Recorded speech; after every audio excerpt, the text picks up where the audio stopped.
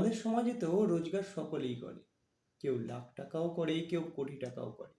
কিন্তু কতজন মানুষ আছে বলুন তো, যাদের অতিরিক্ত যে সম্পদটা তারা রোজগার করলো, যেটা তাদের প্রয়োজনে আর লাগবে না, সেটা সাধারণ মানুষকে বিলিয়ে দিতে পারে? খুব কম লোকই রয়েছে।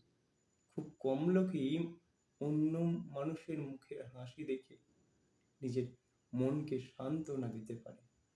দেখুন তো, এই মানুষটা সেই মানুষটা কিনা, যেই মানুষটা একটা গরিব দরিদ্র মানুষকে কিছু দান করছে তার সামর্থ্য অনুযায়ী, কিন্তু আর একটা গরিব মানুষটার মুখের হাসির কারণ হয়তো এই মানুষটাই হয়ে উঠছে।